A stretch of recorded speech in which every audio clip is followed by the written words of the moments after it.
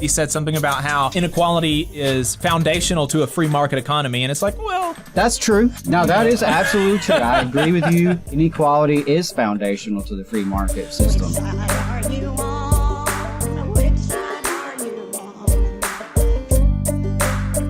Charlie Munger. Had you heard his name before? His name sounds vaguely familiar, but I don't. That name does sound familiar.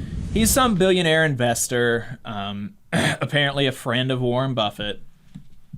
He says that he doesn't understand why people aren't more content with what they have. Quote, people are less happy about the state of affairs than they were when things were way tougher. And just basically says that everybody is 5 times better off than they used to be, so stop complaining. Really? Yeah. Okay, I'd like to see exactly how he quantifies all this. How are we 5 times better off? And also, what's the measurement to show that people are like less happy now than they were then with worse conditions? Come on now, you're just... You know, it's easy to say this as a billionaire, somebody whose net worth is $2.2 billion. Yeah, super easy to say that. He will never, ever have to worry about survival for himself or his family. Right. And that's something the vast majority of people in this country and on this planet don't get to enjoy.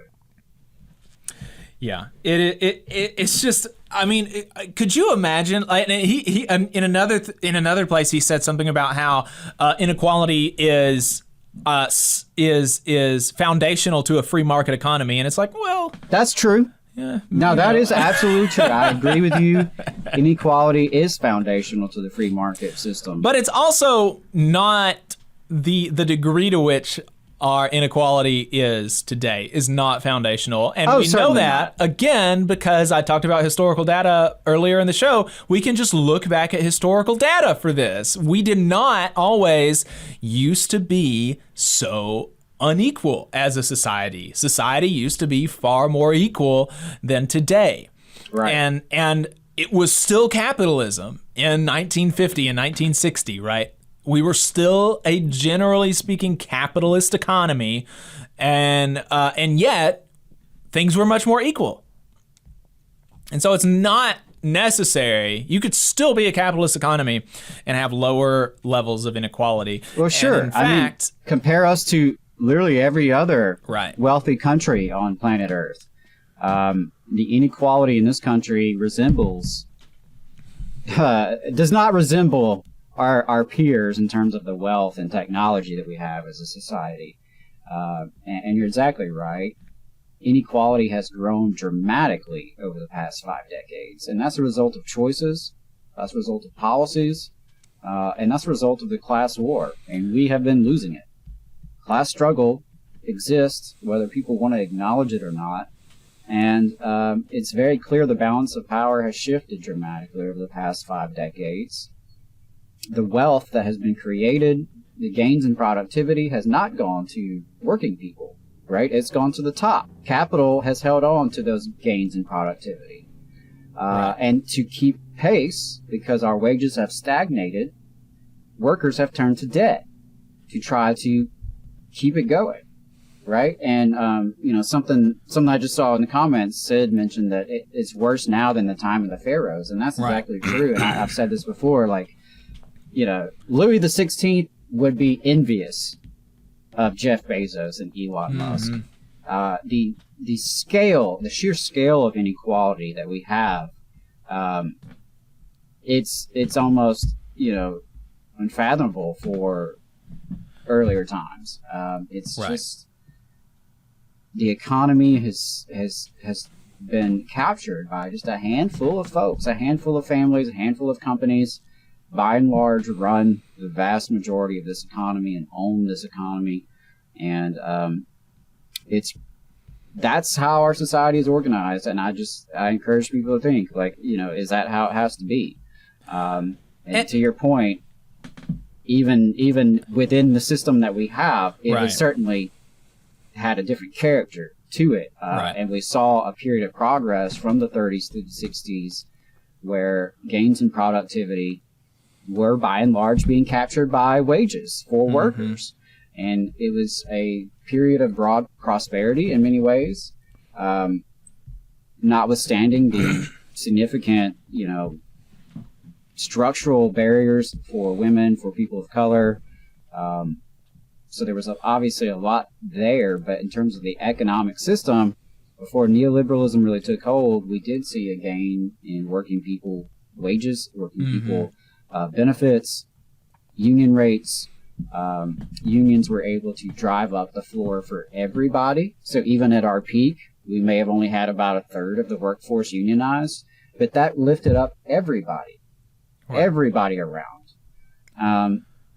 And this idea that, we're so much better off now, I just totally reject, because, 50, 60, 70 years ago, it was much more common and possible for a working class person to leave school, maybe not even finish high school, leave school and go get a good union job that would provide for a family, typically a single income, to provide for a family, and to be able to retire with dignity with a guaranteed pension. And that is just, that's a unicorn now. Right. Those jobs. And that's why, when we talk to these brothers and sisters who still hold on to some of those kind of jobs, you see what a struggle it is for them to hold the line. Right. Well, and I do want to, just for the sake of, the pedant in the comments when we clip this, I do want to acknowledge that there are some improvements, like, air conditioning and the internet, and that in some ways make our lives better, but also the private ownership of some of these things are contributing to, some of the malaise in society, the way that the social media networks have, really, hacked our brains. Wouldn't necessarily be the case if these were, if we had more control over these companies. It seems to me, and also just because in some ways we're better off than we used to be, doesn't mean things can't be better. And that even if let's grant that let's just grant that in maybe even the majority of ways, I don't grant this because of what you said, right? Because you could go get out of college, get out of high school, and get a good paying union job and support a family on one income. I think that is really an important piece of society that is just lost now, that is really lost. But even if we were to grant that, that doesn't mean we have to accept people like Charlie Munger having so much more than the rest of us. I mean, if Adam and I both, let's say we worked on a project, let's say we worked on this project and we turned this project, the Valley Labor Report, into a profit-making enterprise. And let's say that somehow we were able to quantify all the labor that we did. And let's say that he put in 50 hours a week on the project and I put in 10 hours a week on the project. And let's say I was able to pull in, we pulled in total for the project $100,000, and I kept 90,000 of it, and he kept 10,000 of it. Okay, we could say in a certain way we're both better off than we were before, but it's certainly not fair. We could still say that it's not fair that the person who did most of the work got like 10% of the profits that we made, right?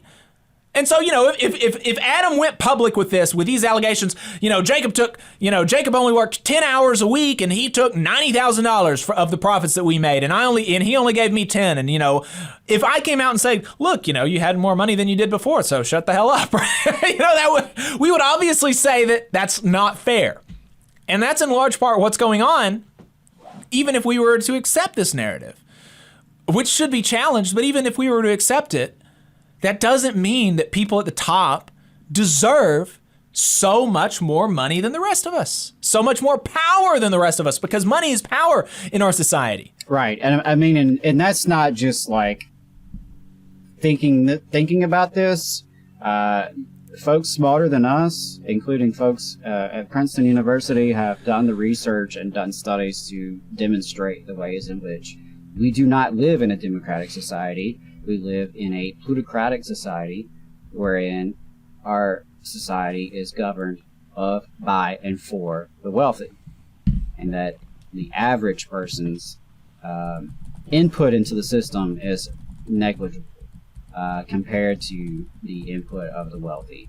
That's just a fact. And to your point, yeah, acknowledging where we've made progress is not an acknowledgement that it's good enough. Mm-hmm. I'm glad in certain respects we have made gains, particularly in terms of, say, sexual harassment in the workplace, for example. Right. Things that were routine 50 years ago rarely happen now. They Right. still do, but rarely do, and when they do happen, are taken much more seriously. That's progress. Right. That doesn't mean that we've fixed gender issues, right? Forever. Everything's Right. fine now. No, of course not. And it's absurd to think that way. And this billionaire who wants us to be happy, so few have so much, while so many has so little. And millions of people in this country do not have health care. Millions of people in this country couldn't pay for a $500 emergency if it happened to them today.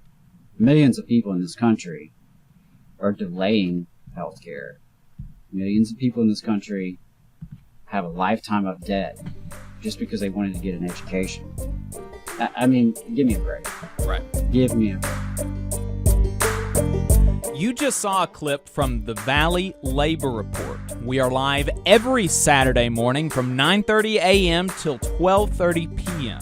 And we pride ourselves on keeping all of our content free to everybody so that we can talk to as many working folks as possible. If you support the work that we're doing, you think that it's important, you think that it's good, then consider making a monthly contribution to the project. And you can do that on our website, tvlr.fm.